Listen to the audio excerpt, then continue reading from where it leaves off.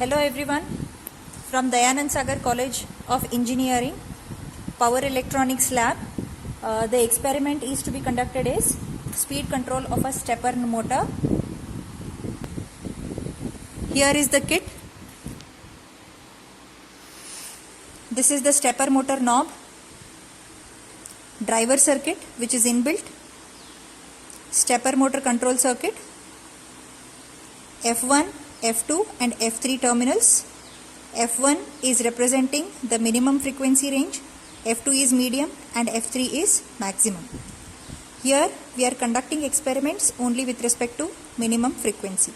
Now the connection from minimum frequency is connected this way, so that the frequency, what frequency you select, that can be given to the stepper motor control circuit. You can see the knob which is clockwise and counterclockwise. This is full scale and this is half scale. On and off switch, and here is a reset count. This is the display. How many number of steps are covered, that will be displayed here. Once the reset button is selected, again the display will be showing 0. The driver circuit connection, the driver circuit mainly sends signal to the stepper motor how many number of steps are to be covered and in what direction and with what range the steps are to be covered. You can see the terminal, the signal A connection is given to A. B is given to B. Similarly, C and D signals are corresponding, they are connected to corresponding terminals. Now the power is turned on. There is nothing displayed. Here it indicates there are 0 steps covered. Now the switch is turned on. It is turned on once. Now it is turned on twice. If it is turned on once, it will show number of steps are 1. For number of steps 1, you can note down what are the signals are being sent to the stepper motor. Signal A and signal D. So corresponding LEDs are glowing here. B and C's are still off.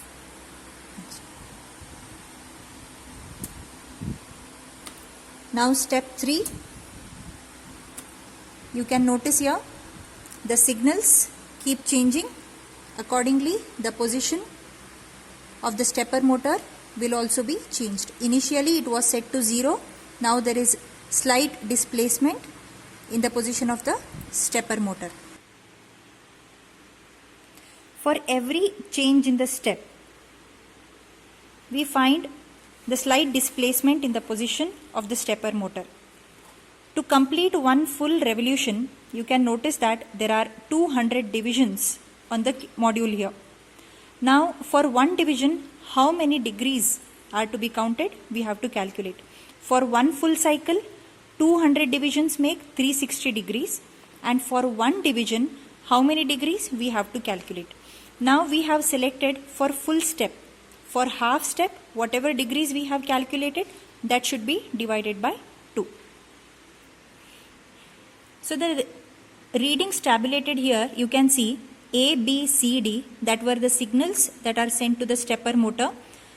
This one represents signal A is being sent to stepper motor. D is also sent.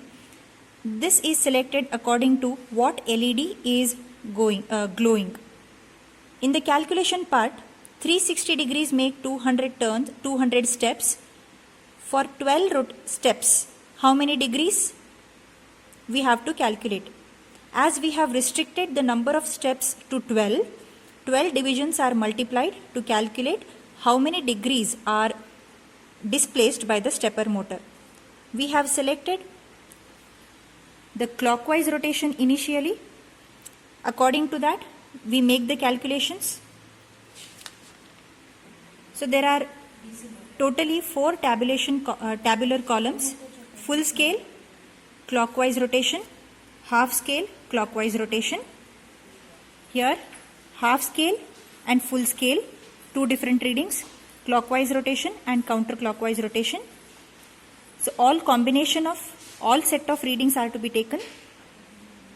Here full scale counterclockwise, half scale counterclockwise. The readings may be differing. You may not be getting the same readings every time, but the displacement can be calculated. Now what angle you calculate during counterclockwise, that should be taken in the negative with negative sign. When you select clockwise rotation, the movement will be in clockwise direction. When you select the counterclockwise rotation,